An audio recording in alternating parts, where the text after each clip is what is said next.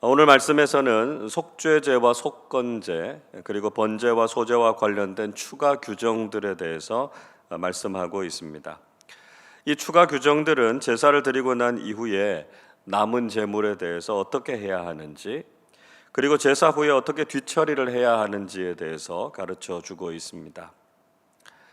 우선 25절 말씀 보시면 속죄제의 제물은 거룩하기 때문에 번제물을 잡는 곳에서 속죄제의 제물을 잡아야 한다, 이렇게 말씀하고 있습니다. 하나님께 드리는 제물이니까요, 아무 곳에서나 잡을 수 없고요, 거룩한 곳에서 잡아야 된다, 이렇게 말씀하고 있는 것이죠. 즉 하나님께 드리는 것은 거룩하게 구별되어야 한다라고 하는 것입니다.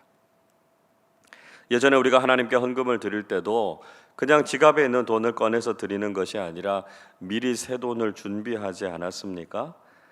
거룩함으로 구별되게 준비하는 것이 예배의 정신으로 중요하다 하는 것입니다. 또 속죄제로 드린 제물은 제사장들이 먹을 것이다, 이렇게 말씀하셨습니다. 26절 보십시오. 죄를 위하여 제사 드리는 제사장이 그것을 먹되 곧 회막들 거룩한 곳에서 먹을 것이며 말씀합니다. 거룩함의 또 다른 의미는 구별된 사람들과 구별된 장소, 구별된 목적이라고 하는 의미를 가지고 있습니다. 이 속죄제의 제물은 아무나 먹을 수 없었고요, 제사장들만 먹을 수 있었습니다. 그리고 제사장들도 그 음식을 회막들 거룩한 곳에서만 먹어야 했습니다. 자, 이 말씀은 하나님께 드려진 예물이 구별된 사람들을 위해서 쓰여야 한다라고 하는 것이죠. 그리고 그것이 거룩한 목적으로 사용되어야 한다 하는 것을 말씀하고 있습니다. 교회에 드려진 헌금은 교회를 섬기는 사람들을 위해서 쓰여져야 합니다. 그래서 교회가 교역자들의 생활을 책임지고 있는 것이죠. 동시에 교역자들도 헌금으로 살아가는 사람들이기 때문에 그 모든 것을 사용함에 있어서 감사함으로 또 구별된 목적을 가지고 사용해야 된다라고 하는 것입니다. 예배와 헌금의 정신에 합당하게 모든 것이 구별된 사람들과 구별된 목적을 위해서 제대로 사용되어져야만 거룩함을 지킬 수 있다라고 하는 것을 말씀해 주고 있습니다. 또 오늘 규례에서는 거룩함을 지키기 위해서 구체적인 몇 가지의 행동 지침에 대해서도 말씀해 주시고 있습니다. 27절을 보시면 거룩한 제물에 접촉한 사람도 거룩해야 된다, 이렇게 말씀하고 있고요, 혹시 제물에 피가 묻었으면 반드시 거룩한 곳에서 빨아야 한다 말씀하고 있습니다. 또 28절에서는 그 고기를 토기에 삶았으면 그 그릇을 깨뜨리고 유기에 삶았으면 그릇을 물로 닦고 씻으라, 이렇게 말씀하고 계십니다. 자, 이 말씀은 금방 읽으면 잘 이해가 되지 않을 수도 있습니다. 분명히 거룩한 것과 접촉한 것인데요, 거룩한 것을 담았던 것인데 왜 마치 더럽혀진 것처럼 씻고 빨고 깨뜨리라, 이렇게 말씀하고 있는가 이해하기가 좀 어려울 수도 있습니다. 자, 그런데 이 말씀은요, 제사의 거룩함을 훼손하지 말라라고 하는 말씀이었습니다. 예를 들어서 제사와 관련해서 거룩해진 것들이 부정한 것들과 접촉하게 되면 그 제사 자체가 부정해질 수도 있기 때문이었습니다. 그래서 제사를 통해서 거룩해진 것은 모두 거룩한 곳에서 처리해야 되고요, 또 그곳에서 정결하게 해야 된다는 것이죠. 그렇게 함을 통해서 제사의 거룩함을 철저하게 유지해야 된다 하는 것을 말씀하고 있습니다. 그만큼 하나님께 드려지는 예배가 우리의 실수나 잘못으로 인해서 그 거룩함이 깨어지지 않도록, 훼손되지 않도록 하는 것이 정말 중요하다라고 하는 것을 강조해서 말씀하고 계십니다. 그리고 제사에 드려졌던 고기는 제사장들이 먹을 것이다 말씀하셨습니다. 29절 보시죠. 제사장인 남자는 모두 그것을 먹을지니 그것은 지극히 거룩하니라. 앞에서도 언급된 것처럼 제사에 드려진 고기는 제사장들의 몫이었습니다. 즉 제사장들은 세속적인 소유를 추구하는 것이 아니라 하나님께서 주신 것으로 살아야 한다 하는 것을 말씀하고 있습니다. 제사에 드려진 고기를 거룩한 제사장들이 먹음으로써 역시 제사의 거룩함을 유지할 수 있었다라고 하는 것을 보여주고 있습니다. 그러나 30절의 말씀 보시면 피를 가지고 회막에 들어가서 성소에서 속죄한 속죄제의 고기는 제사장들도 먹지 못했다 이렇게 말씀하고 있죠. 자, 이 경우가 어떤 경우냐 하면 제사장이 범죄를 했거나 제사장을 포함한 온 회중들이 다 범죄했을 경우에 드리는 속죄의 제사를 가리키고 있습니다. 제사장이나 온 회중이 범죄했을 때는 제물에 기름만 드리는 것이 아니라 고기 전부를 다 불태웠습니다. 그래서 제사장에게로 돌아갈 것이 없었습니다. 자, 제사장들이 죄를 지었을 때 그리고 이스라엘의 모든 회중이 다 범죄했을 때 제물이 똑같습니다. 숫송아지를 제물로 삼아서 하나님께 드렸습니다. 자, 이 규례를 통해서 보여주는 것은 무엇인가 하면 지도자의 범죄가 전체에 다 영향을 미친다라고 하는 것입니다. 지도자 한 사람의 죄는 모든 회중들이 다 죄를 지은 것만큼 그렇게 심각하다라고 하는 것을 보여주는 것이죠. 만약 제사장이 죄를 지어서 속죄제를 드렸다면 그 제사장도 거룩함을 깨뜨린 것이기 때문에 그 고기를 먹어서 예배의 거룩함을 훼손하지 말라 이렇게 말씀하신 것이었습니다. 자, 이어서 7장에서는 속건제와 관련된 추가 규정들에 대해서 말씀하고 있습니다. 속건제의 제사도 역시 속죄제의 규정과 동일했습니다. 7절을 보십시오. 속죄제와 속건제는 규례가 같으니 그 제물은 속죄하는 제사장에게로 돌아갈 것이요 이렇게 말씀하고 있습니다. 속죄제와 속건제는 규정이 동일했다 이렇게 말씀하고 있죠. 물론 둘 사이에 차이점도 있었습니다.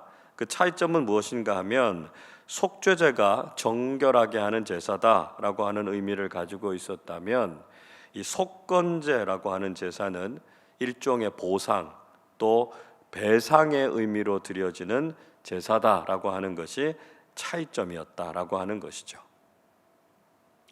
2절 말씀 보시면 속건제의 제물도 거룩했기 때문에 반드시 번제물을 잡는 곳에서 잡아야 했습니다. 3절부터 5절까지 말씀 보면 속건제의 제물을 어떻게 드려야 되는지를 이야기하죠. 기름과 기름진 부위들을 다 태워서 하나님께 화제로 드려야 했다 말씀하고 있습니다. 6절에서 속건제의 제물도 역시 제사장들이 거룩한 곳에서 먹을 수 있었다 말씀하고 있습니다. 자, 이 역시도 예배의 거룩함을 지키기 위한 조치였다라고 하는 것을 알 수 있습니다. 이어서 번제와 소제에 대한 추가 규정도 이야기하죠.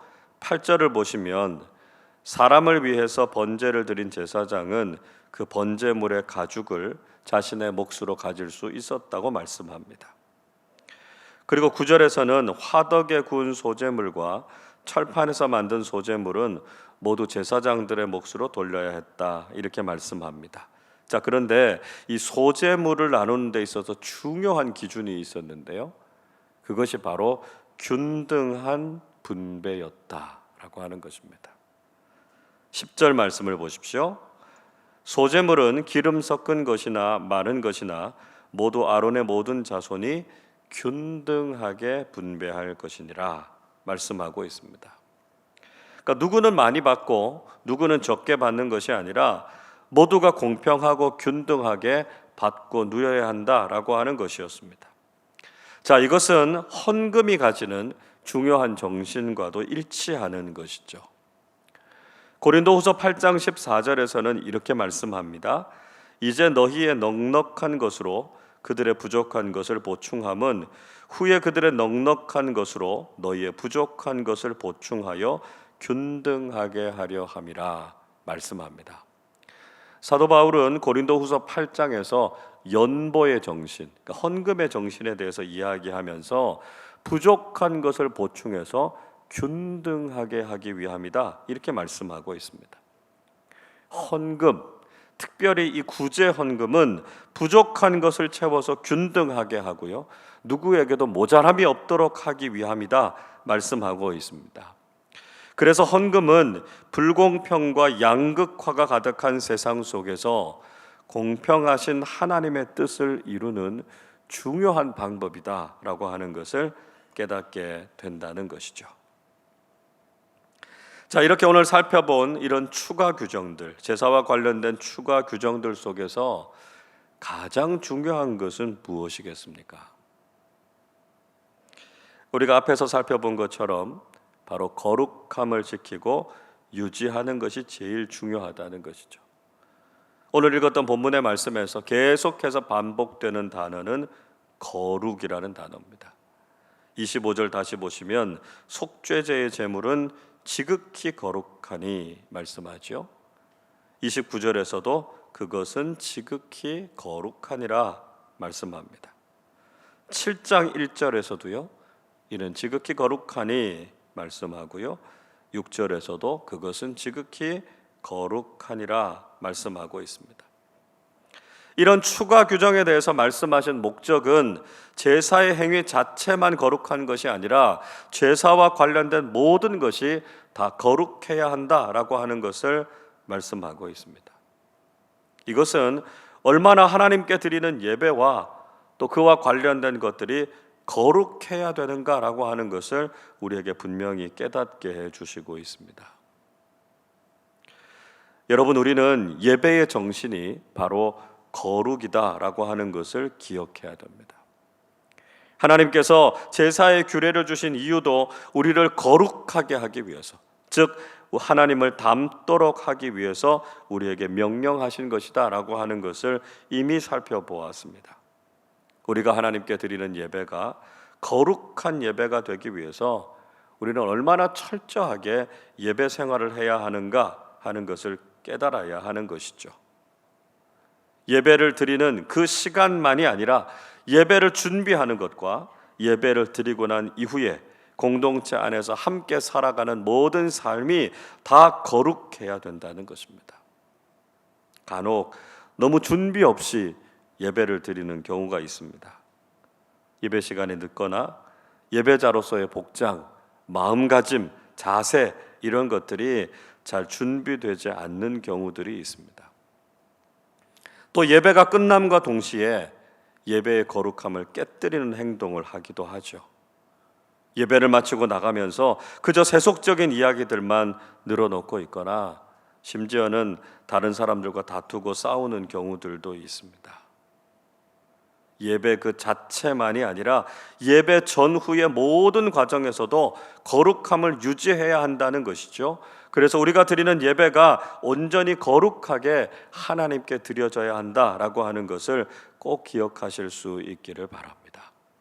우리가 하나님께 드리는 예배가 지극히 거룩하다라고 하는 것을 잊지 마시고 우리의 예배와 모든 삶이 하나님 앞에 온전하게 거룩하게 드려지실 수 있기를 주님의 이름으로 축원합니다. 기도하겠습니다. 거룩하시고 찬양을 받으시기에 합당하신 하나님 아버지, 저희들을 불러주셔서 거룩한 예배자로 살게 하시니 감사를 드립니다. 저희들이 드리는 모든 예배와 또 예배를 준비하고 예배 이후에 이어지는 우리의 모습 또한 거룩함을 잘 지키게 하여 주시옵소서.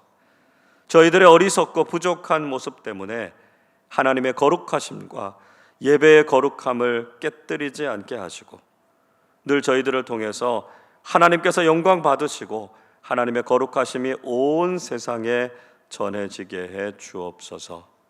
한 번 한 번 드리는 저희들의 예배가 온 마음과 정성을 다해서 드리는 예배가 되게 하여 주시고 예배를 통해서 우리 자신이 거룩하게 하나님께 드려지는 산제물이 되게 하여 주옵소서.